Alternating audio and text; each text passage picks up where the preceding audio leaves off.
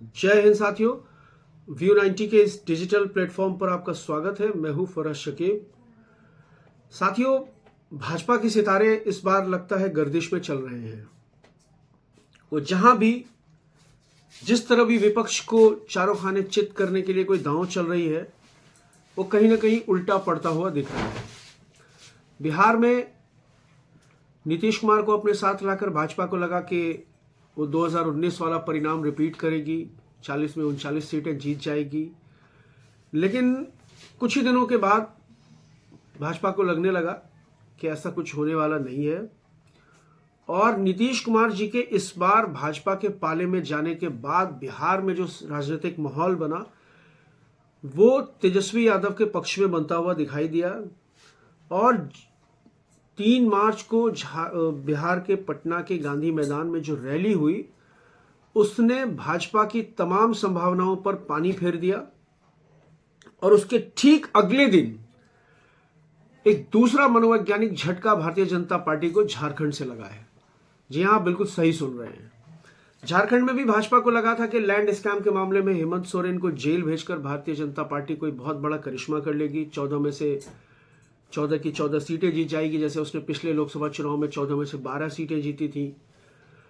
और उसको यह भी लग रहा था कि हेमंत सोरेन को जेल भेजने से हो सकता है आदिवासी ट्राइबल सेंटिमेंट्स जो है वो उसके खिलाफ जा सकता है। तो उसने उस डैमेज कंट्रोल के लिए मधु कोड़ा की पत्नी गीता कोड़ा को भी भारतीय जनता पार्टी में शामिल कराया पिछले महीने, जो कांग्रेस की सांसद थी पश्चिमी सिंहभूम जिले के चाईबासा लोकसभा क्षेत्र से। उनको भारतीय जनता पार्टी ने अपने साथ मिलाया। मधु कोड़ा भ्रष्टाचारी नहीं है, अब इसलिए नहीं है कि वो भारतीय जनता पार्टी के वॉशिंग मशीन में धुल चुके हैं।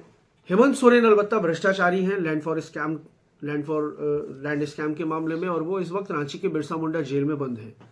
हुआ कुछ यूं कि 3 मार्च को उनकी पत्नी का जन्मदिन था, 48वां जन्मदिन उन्होंने मनाया। कल्पना मुर्मू सोरेन जी ने वो जेल में अपने पति से मिलने गई और उसके बाद वहां हेमंत सोरेन जी ने उनसे कहा कि अब आप राजनीति में बाकायदा फेस बनकर जेएमएम को संभालिए और सक्रिय राजनीति में उनकी अनुपस्थिति में पार्टी को संभालिए।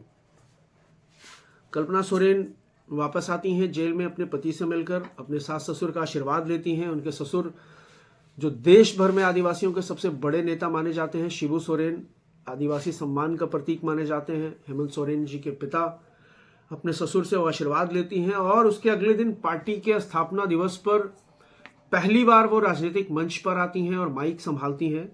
और उसके बाद जिस तरह का माहौल उन्होंने बनाया, जय जोहार के नारों के साथ जब वो बोलना शुरू करती हैं तो कुछ देर के लिए रुकती हैं, वो भावुक हो जाते हैं अपने पति को याद करके, उनके आंसू निकल आते हैं और उसके बाद कार्यकर्ताओं का हुजूम नारा लगाने लगता है, जेल का ताला टूटेगा, हेमंत सोरेन छूटेगा।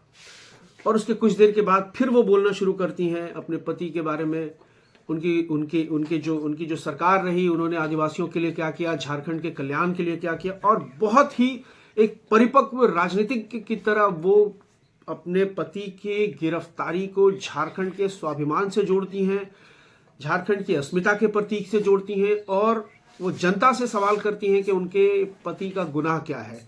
क्या झारखंड के लिए नीतियां, अच्छी नीतियां, सकारात्मक नीतियां बनाना उनका गुनाह है? क्या कोविड के दौरान झारखंड के प्रवासी मजदूरों को सकुशल झारखंड में वापस लाना उनका गुनाह है? क्या सरना धर्म कोड के संबंध में जो उनका स्टैंड है हेमंत सोरेन जी का, वो उनका गुनाह है? और बहुत कुछ वो इस तरह का वक्तव्य देती हैं कि वहां मौजूद जो जेएमएम के कार्यकर्ता और आम जनता थी वो बिल्कुल उनके समर्थन में नारे लगाती है। और वहां से जो झारखंड का राजनीतिक माहौल बदलता है वो कहीं ना कहीं भाजपा की पेशानी पर सिलवटें लाने में बहुत हद तक कामयाब होता है।